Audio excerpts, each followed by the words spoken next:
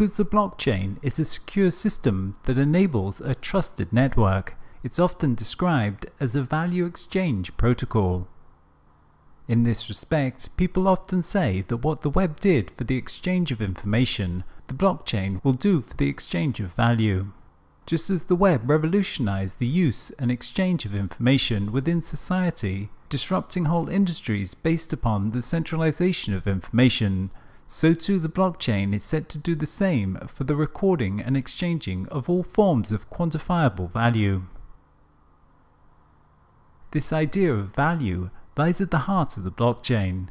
If there is no value involved in the process, then there is no need for trust and no need to use the blockchain.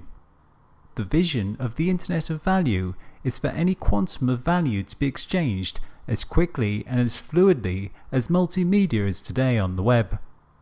Although multimedia can move around the world almost instantaneously, a single payment from one country to another is slow, expensive and unreliable, often taking days and involving numerous intermediary third parties to validate and process transactions at a significant cost.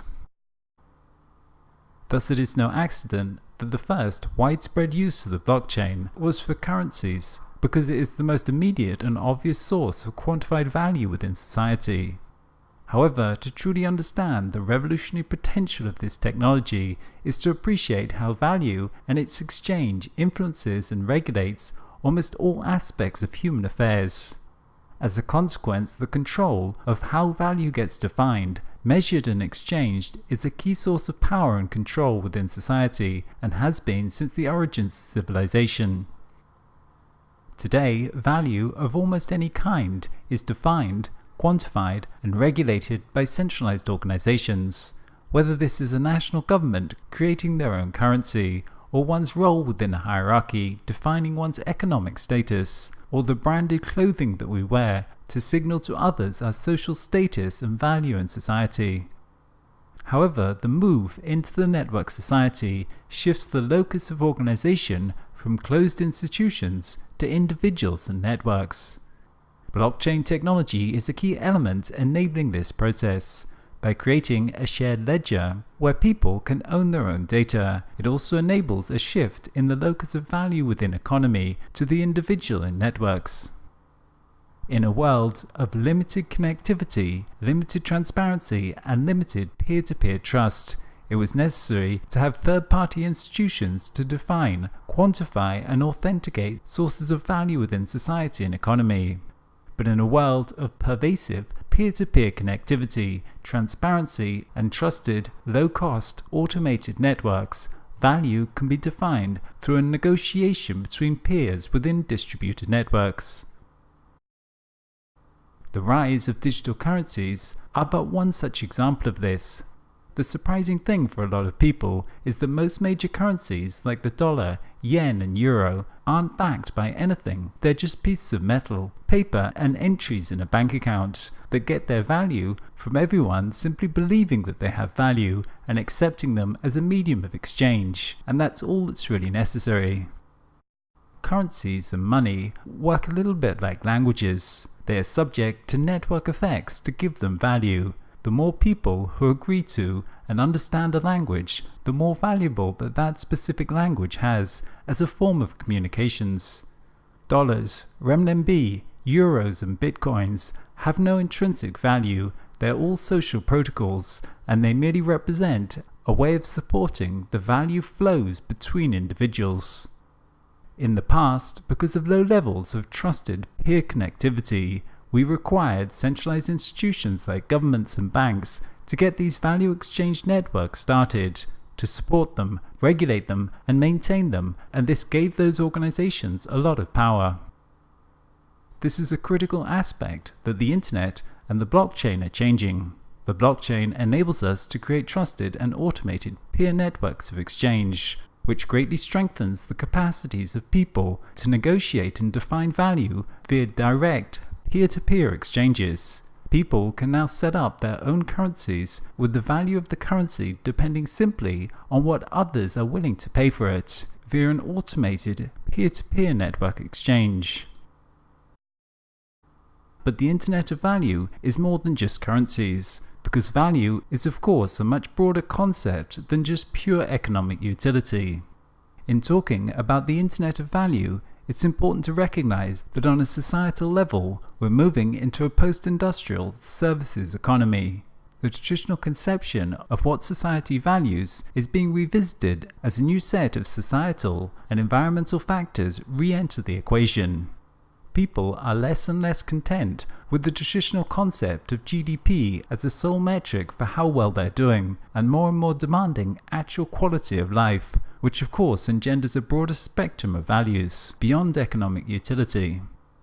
Over the past decades, we've increasingly begun the process of tracking and accounting for different forms of value, whether this is green bonds, social impact bonds, company loyalty schemes, carbon accounting, or a multiplicity of other forms.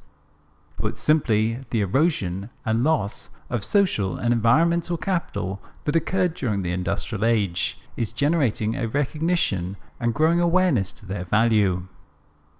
Metrics for how well a society is doing increasingly take account of many more environmental and social parameters in combination with GDP.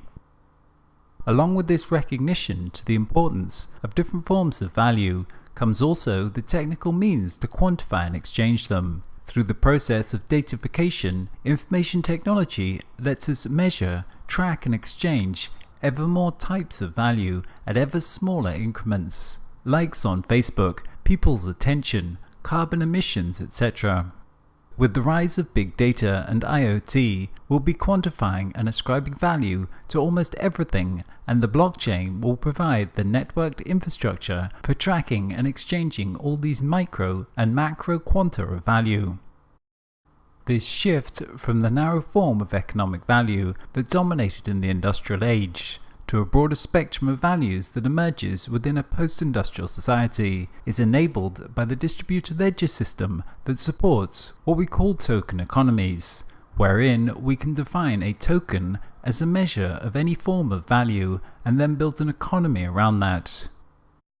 Token economies and the Internet of Value build upon the current expansion of digital markets brought about by the rise of the platform economy. Over the past decades, with Web 2.0, we've begun the process of expanding markets to more and more spheres of life that were previously organized via centralized coordination. After only 10 years or so of this process, the biggest accommodation service in the world is no longer a centralized organization like the Hilton, it's now an online market. The same is true for the taxi industry, the same is true for commerce. With 10 million merchants and 440 million active users, the Alibaba network is now reported as the largest retailer in the world, after just 19 years of existence. Markets are complex. They typically require the aggregation of large amounts of information and peer-to-peer interactions. Without the technology, it is much more viable to achieve coordination via a centralized hierarchical model.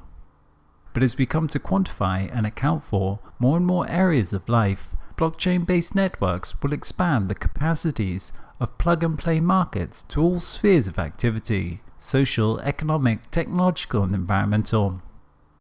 The Internet of Value will function as the infrastructure to the emergence of the services economy, which is currently taking place within post-industrial economies. The move into a services economy results in the conversion of industrial age products into services, whereas the product-based economic paradigm was about the production and consumption of more products as measured by GDP. A services economy is about value delivered. A service is an exchange of value. You don't get the product, you just get its function and the value that it delivers. As such, all spheres of economy become redefined away from the static conception of units of products towards the more fluid exchange of value. You don't buy a lift to put in your office building, you get it as a service, paying only for the functional value it delivers. In some offices now, they don't even buy the carpets on the floor. The function of the carpet is delivered as a service, and they pay only for the value that's exchanged.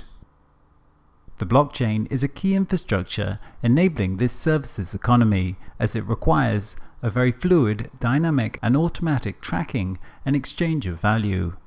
Smart property and smart contracts will form the technological infrastructure powering the services economy, as they operate within large peer networks, automatically allocating resources and processing the financial debits and credits of value exchanges behind the scenes.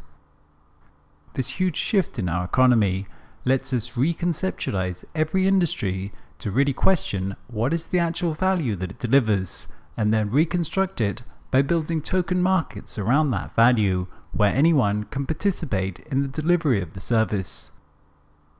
With Web 2.0 and the platform economy, we extended the capacities of markets so that many more people could participate, as exemplified by Uber, enabling anyone to operate as a driver. However, these markets were centralized around the platform operators, and they were dependent on traditional currency systems and the financial system for processing transactions. In Web 3.0, blockchain applications will function as distributed, automatic, plug-and-play markets, where extremely small increments of value can be exchanged directly peer-to-peer with very high levels of fluidity.